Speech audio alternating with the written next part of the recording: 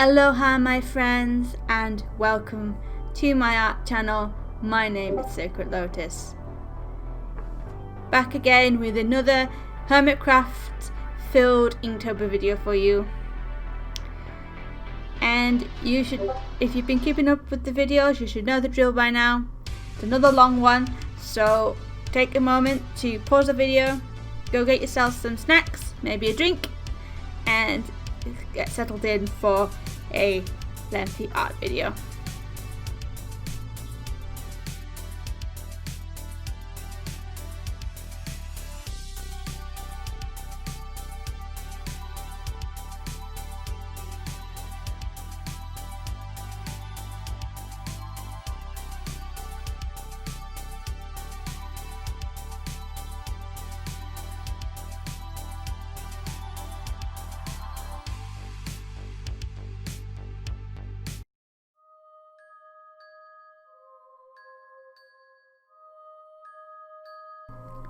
At prompt number 21 we have Zombie Cleo, sitting quite pretty on a grassy field underneath a rainbow. Originally I was just going to do a simple character drawing because I drew most of the drawings in advance so that when it comes to inking it wouldn't take as much time for the speed paint. And I didn't have some of the Hermits I didn't have a humongous amount of ideas for. So when it came to Zombie Cleo, I was like, what can I draw for her that I could actually comprehend from pencil to paper? So initially I just did like a simple character drawing with a cross-legged on the floor. And then I learned about her love of rainbows, and I thought, I like rainbows too. So I was like, I just had to include like a grassy field, blue sky, and a rainbow arching over our pretty young Cleo.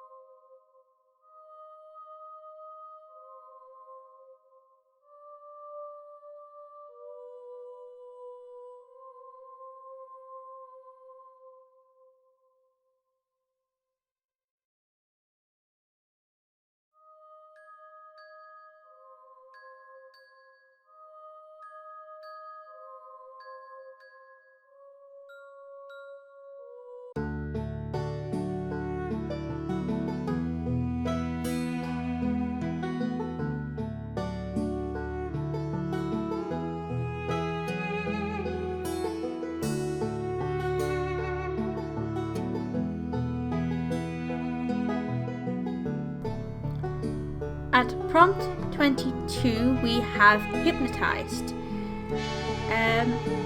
This isn't the original idea I had for Hypno. Originally I was going to draw him like a ninja pose, but I just could not get the pose right. Mainly because when looking at his skin, he's got quite a very gothic, like ninja type outfit. Because it's all black, he's got big old trench coat and such. So I was gonna have him like a night scene, perched on a pole or something. But I just couldn't get the pose right, so I completely got rid of that whole idea and just did a character drawing instead.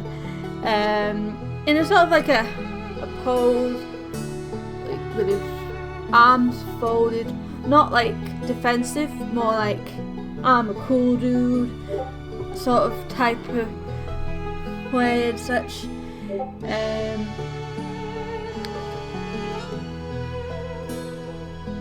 The pity about using markers for certain things, especially like dark colours, after a certain amount of colouring, a lot of information is lost in translation. So I had to use grey first and then black,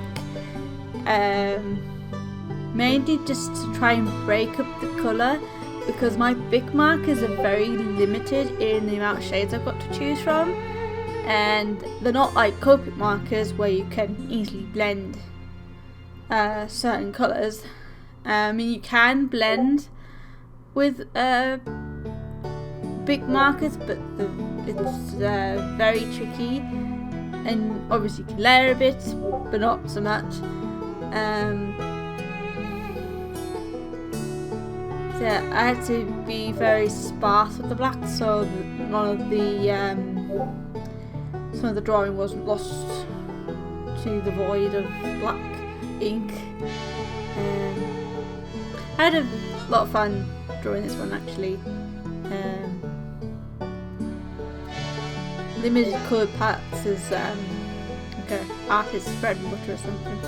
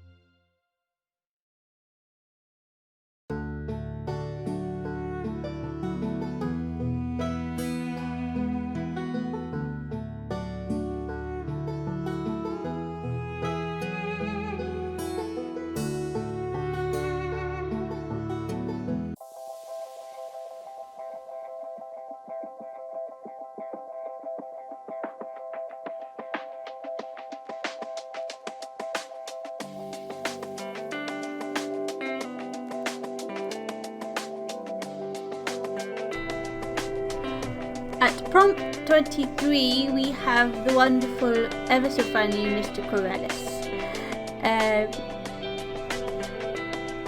Since he's been outfitting the Mumbo mustache this season, I couldn't resist drawing him as French Corellis, and I gave him a proper outfit to match to, keeping in with his original blue, like Steve outfit with his wide eyes. I added a beret, gave him a turtleneck jumper and such like that, and had a lot of fun designing this style of Corellis. Bonjour, je m'appelle Corellis, or something like that. I don't speak French, so I probably butchered that well and truly. So yeah, I hope you like it.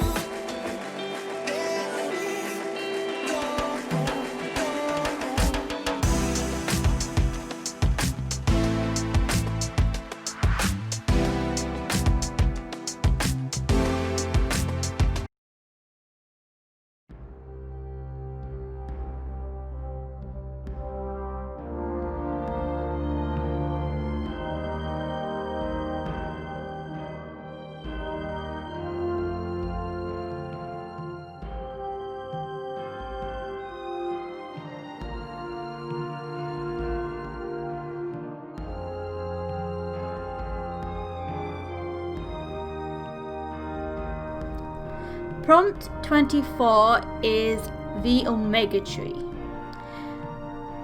The Omega Tree is the mega base belonging to Iskall 85.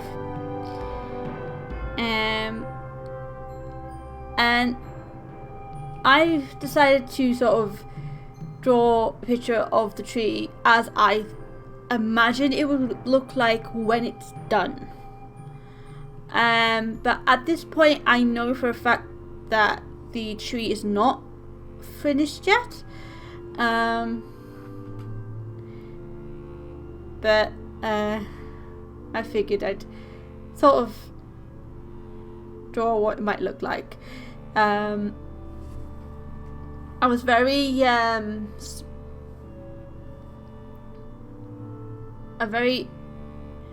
abstract with the background because I wanted the main focus to be on the tree.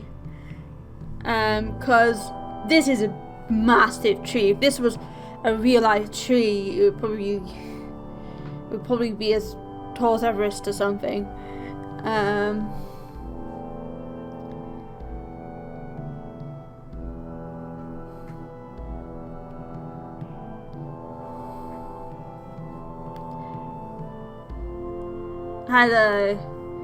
Once again, I had so much fun drawing the tree.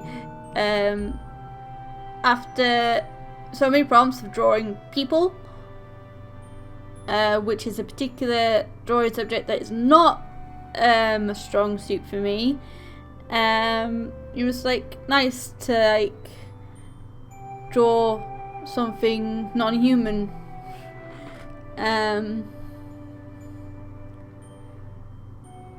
I do have enjoyed the Inktober challenge so far, but I've got to be honest, the non-stop drawing does tend to leave one a bit burnt out after a little while. It's why so many participants of the challenge sort of end up giving up halfway through, but not I. I always try to see through a challenge to the end.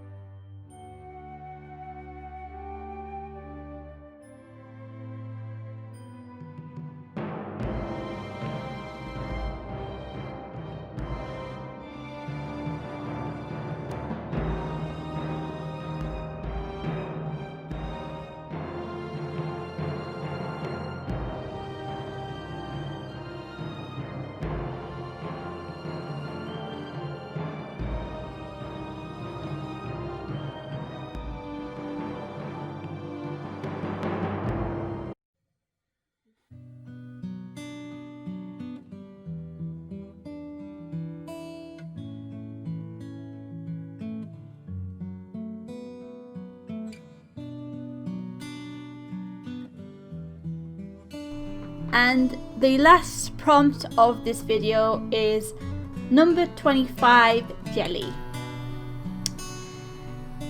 For those of you who don't know who she is, Jelly is the real life cat of Good Times with Scar, who was actually added to the game of Minecraft. And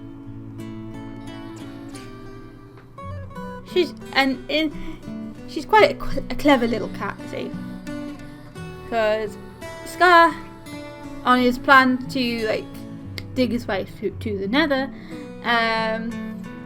obviously was procrastinating quite a bit, and so I sort of depicted this scene from what happened when he stepped away for 5 minutes to do something else, because we all know Scar was procrastinating big time in his journey to the Nether, and I'm guessing little Miss Jelly got impatient with her human master, and decided to push things along a bit and press the controls of the big dig project, just to give him that nudge he clearly needed to get to the Nether.